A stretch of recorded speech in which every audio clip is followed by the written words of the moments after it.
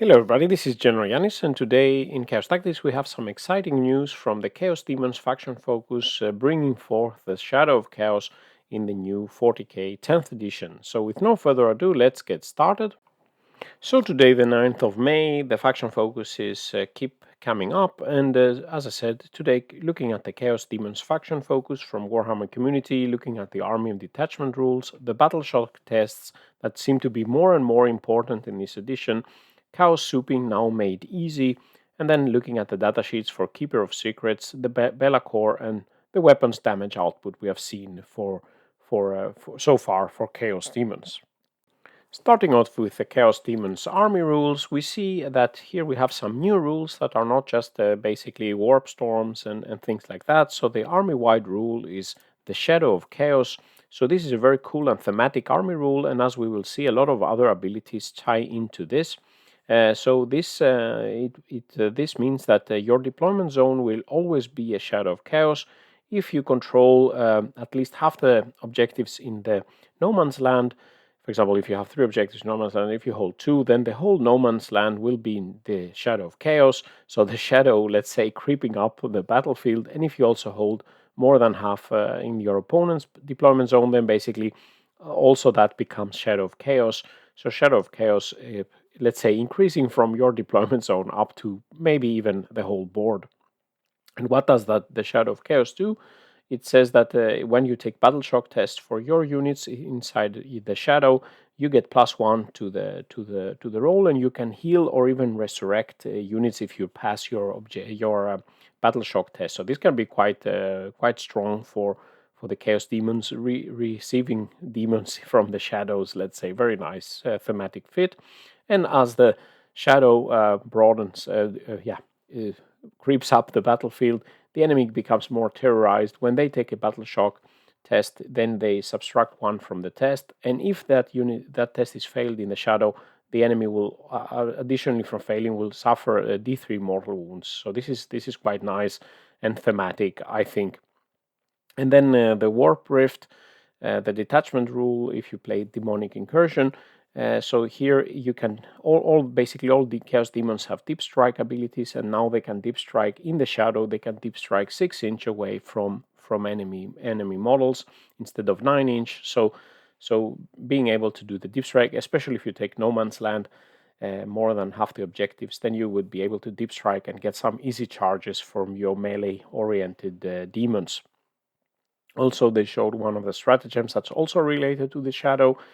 For 1 command point, when you have control of an objective, then you can use for 1 command point, you can corrupt this objective, then it becomes sticky for your army, and also it has then 6 inches out from the objective marker. You have a shadow. So for 1 command point, you can easily spread the shadow in the objectives you hold. And then looking a little bit at the new leadership mechanics. Warhammer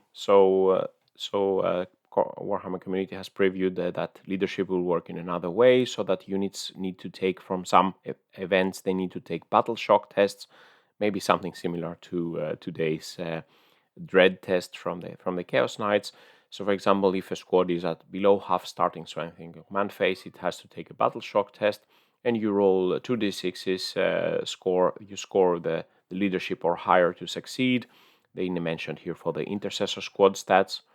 And then if you fail your Battleshock, maybe no models are fleeing, but you will get some disabilities, like maybe for the turn, like the battle scars in Crusade. You cannot use stratagems, you cannot control so well the objectives or something like this.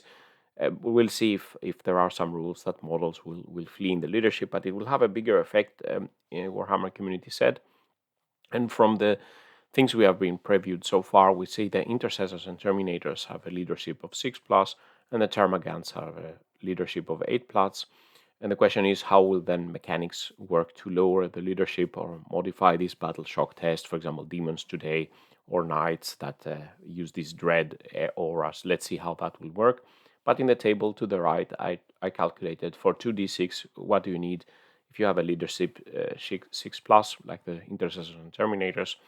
You have a 28% risk of failing the Battleshock test.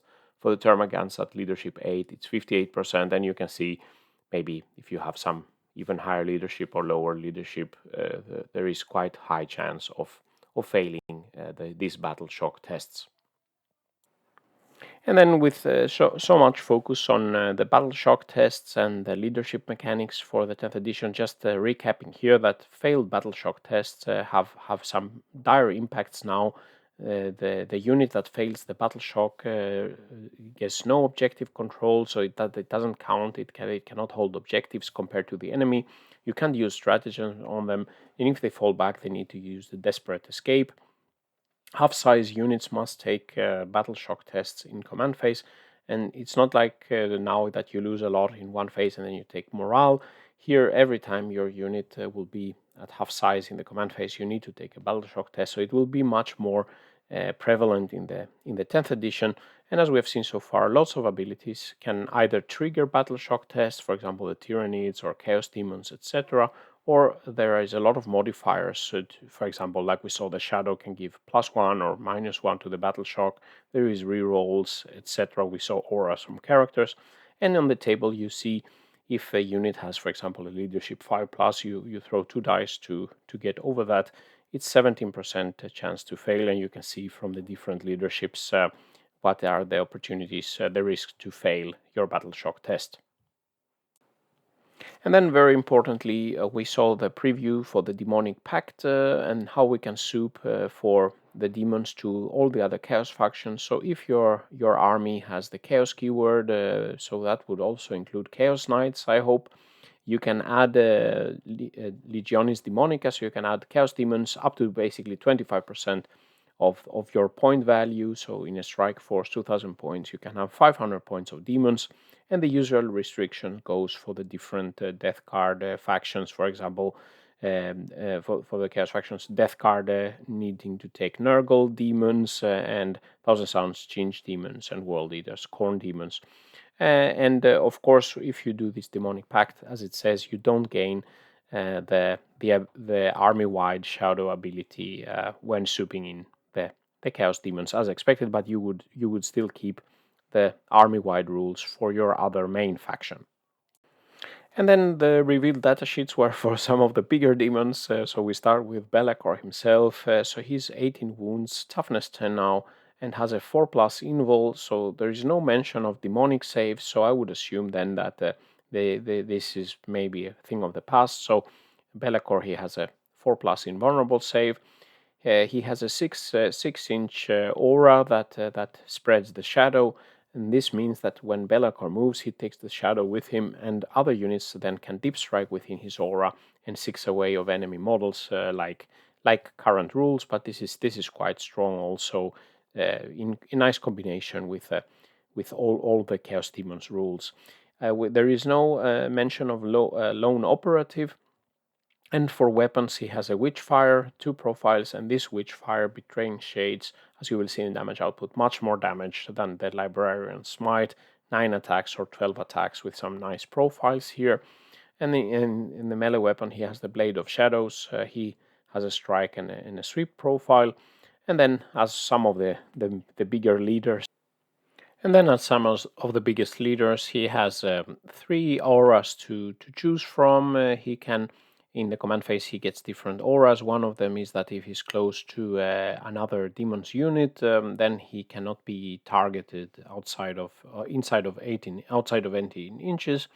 He can force Battleshock tests and spreading the shadow. This is quite good if the enemy has just lost a little bit of wound or just lost a model. So that is really strong, and in combination with all the other Battleshock rules.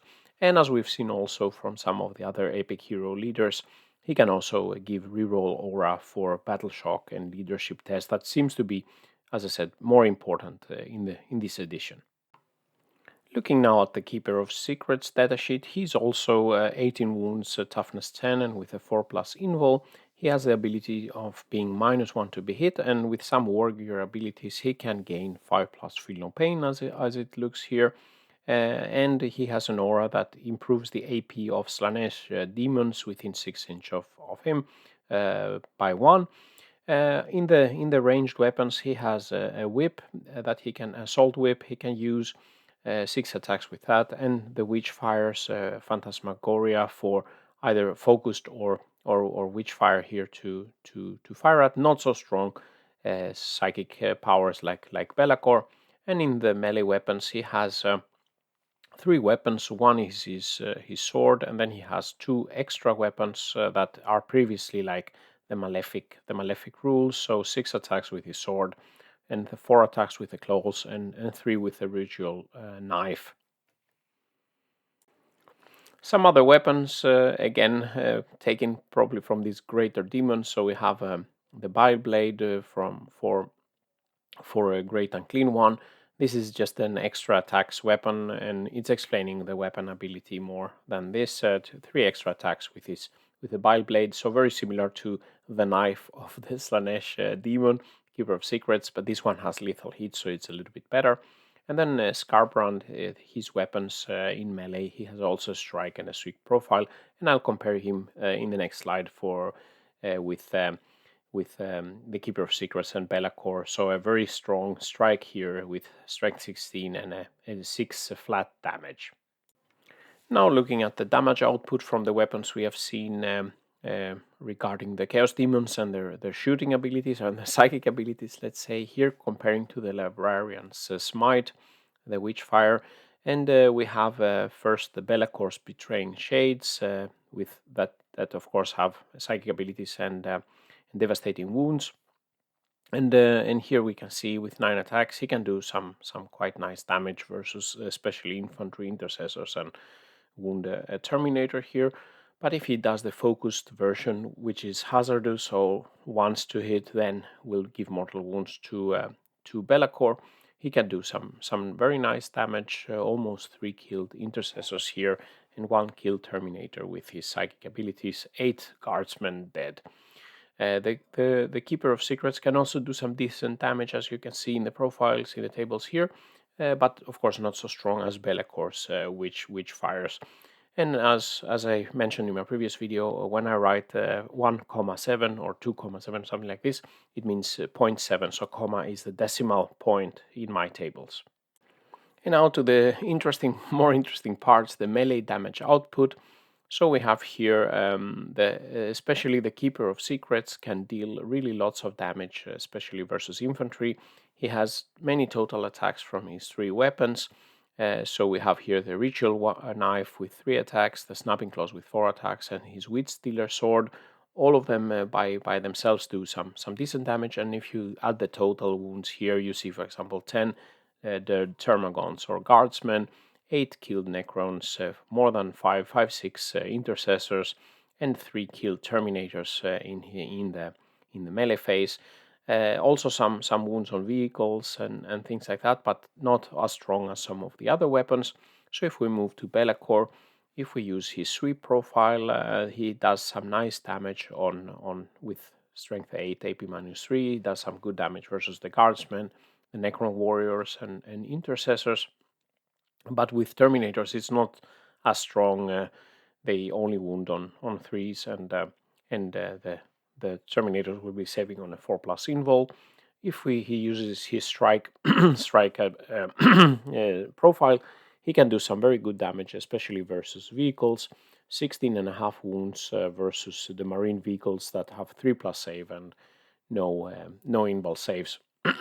And then maybe the star of the show, Skarbrand. If he uses the strike profile from his Slaughter and Carnage, you can see he gets 27 wounds on the vehicles. So the flat 6 damage with 8 attacks is really, really strong. He can do a lot of wounds, and probably vehicles need to have some invul to survive an encounter with Skarbrand. So reaching to the summary and final thoughts, very interesting rules for the Chaos Demon so far, and maybe you can hear that I'm quite excited by these rules. It seems to me so far these are the best written rules that we have seen reviewed. We have seen some strong marine rules and other rules, but I think this thematically what they have shown here fits nicely together and providing some new mechanics that didn't exist for the demons in the 9th edition. This is also interesting, hoping that something similar can come for the other Chaos factions remaining. So the Shadow of Chaos mechanics very, very interesting, with Battleshock becoming more and more important. And some preview of the lesser demons would be nice. We saw a lot of data for the big scary demons, but it would be nice to see how about the Nurglings and pink horrors and things like that. The Daemonic Pact should now allow all other Chaos factions to add up to 25% points of demons in their list. No more wonky power level shenanigans, but 500 points in 2000 point game without losing your abilities in your main army. And as we can see with the damage output, the greater demons they still have some very nice beating power, even versus the very tough new vehicles we have seen so far. So this concludes the video. What do you think about the Chaos Demons, and what do you hope can be added to your army list? If you like this video, please press like and subscribe to my channel if you're interested in mathhammer and chaos related topics. If you want to further discuss, please join my Discord channel. And then if you want to further support my efforts, please visit my Patreon page or become a YouTube member. As always, very big thanks to my patrons and YouTube members. And with these words, GeneralJannis signing out. Stay safe out there, and bye-bye.